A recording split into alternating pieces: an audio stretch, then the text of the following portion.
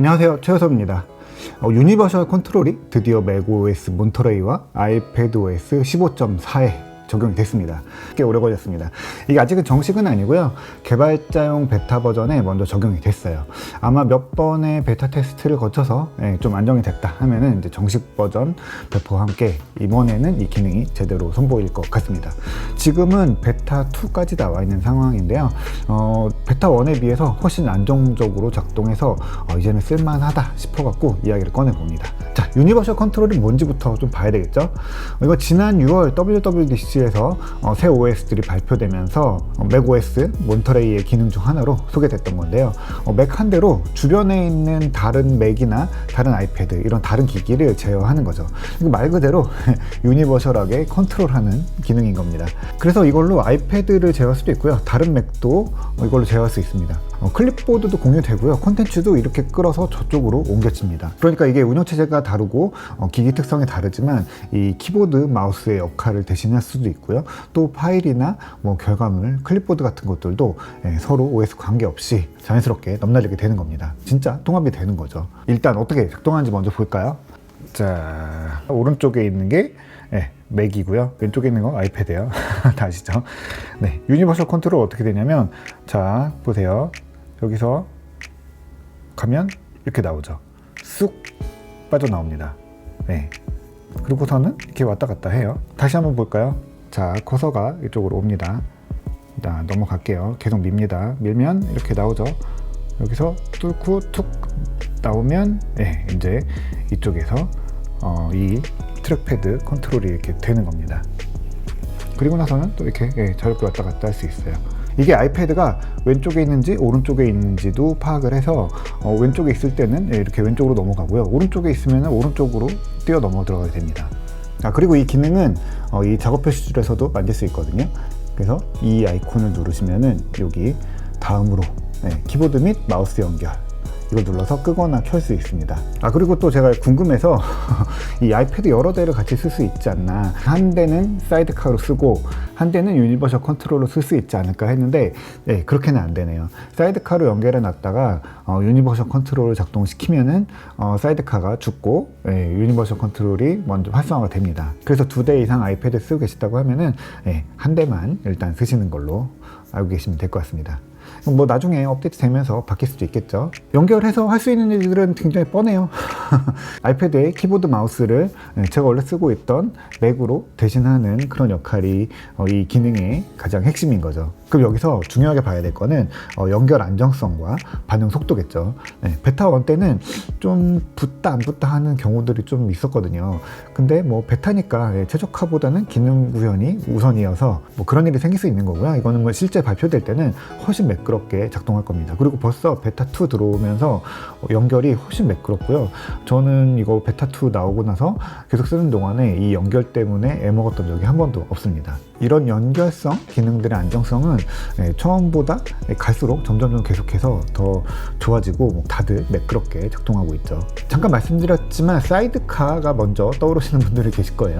이 사이드카는 아이패드를 맥의 보조 디스플레이로 쓸 수 있게 해주는 기능인 거죠. 지금까지도 굉장히 유용하게 잘 쓰고 있었습니다.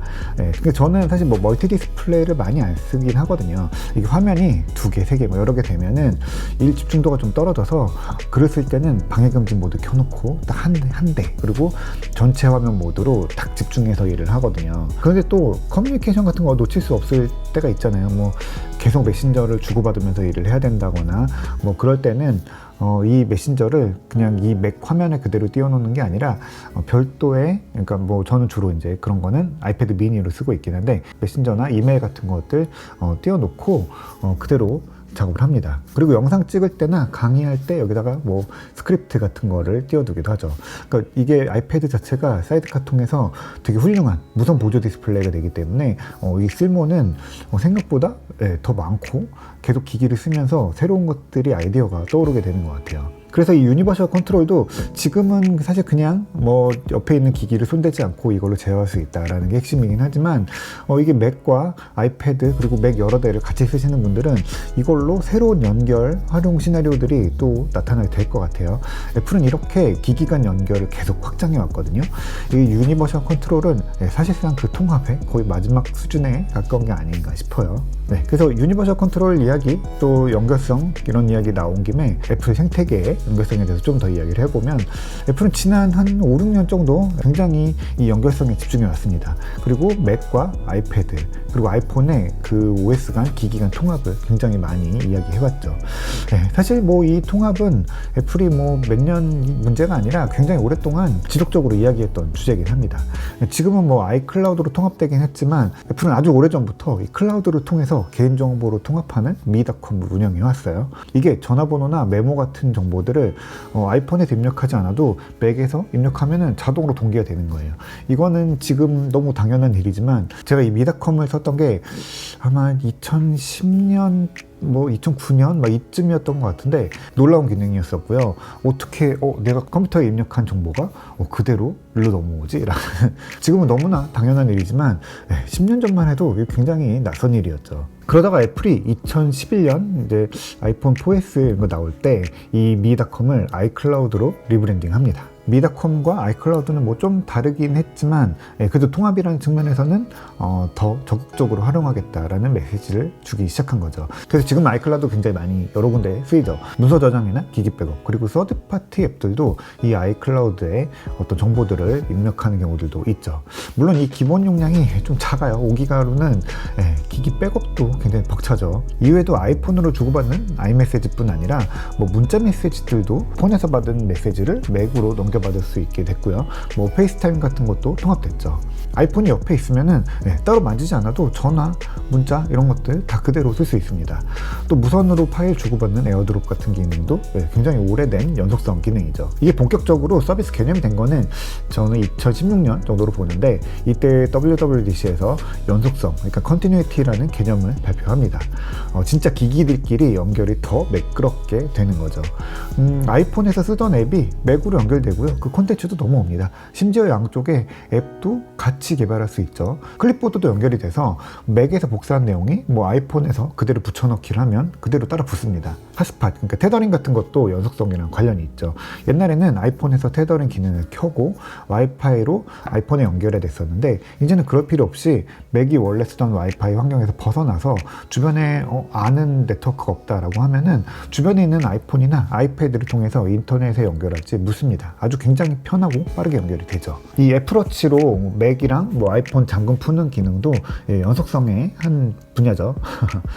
기기들끼리 연동을 해서 신원 확인을 하는 거예요. 이것도 블루투스를 통한 뭐 거리 측정 기능들, 뭐 와이파이 이런 걸로 가능하게 됐는데 보안적으로도 안전을 해치지 않으면서 굉장히 큰 편리함을 주는 기능인 거죠. 특히 이제 마스크가 일상이 되면서 애플워치 통해서 아이폰 잠금 푸는 기능을 아주 잘 써왔죠. 그리고 최근에는 이제 프로세서들이 같아지고 또 앱 개발 환경까지 다 맞춰져서 앱 하나만 만들면 따로 손댈 것 없이 맥이랑 아이패드는 정확히 똑같은 앱을 배포할 수 있게 됐고요. 아이폰 앱도 뭐 맥으로 옮기는데 그렇게 어렵지 않습니다. 전체적으로 각자 OS, 기기의 특성을 그대로 가져가지만 기기들끼리 굉장히 매끄럽게 연결되면서 새로운 경험들을 주는 거죠. 이제 여기에 기기 사이에 서로 제어하는 기능까지 붙은 거죠. 뭐 애플 기기를 여러 대 갖고 있다면은 이렇게 함께 쓰는 방법에 대해서 꽤 많은 시나리오들이 있고요. 이런 것들을 조금 더 한번 생각해 보시면은 더 기기를 더 재밌고 편리하게 쓸 수 있는 방법들이 많아질 겁니다. 여기에 또 새로운 시나리오가 하나 더 붙은 거죠. 이 연속성은 결국에 기기의 용도를 넓히는 경험이거든요. 제가 늘 강조하지만 애플의 하드웨어와 소프트웨어를 함께 가져가는 이유 중에 하나가 바로 이런 부분에 있습니다. 그래서 이 기능은 아마 뭐 제 생각에는 뭐 3월 중에는 풀리지 않을까 싶은 생각이 듭니다. 굉장히 이제 안정적으로 잘 작동을 하고요. 기기를 여러 대 쓰고 계시다고 하면은 뭐 쓰려고 의도하지 않아도 아마 자연스럽게 쓸 수 있게 될 것 같습니다.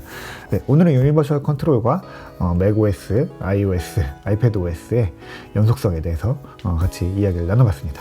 오늘 이야기는 여기까지 할게요.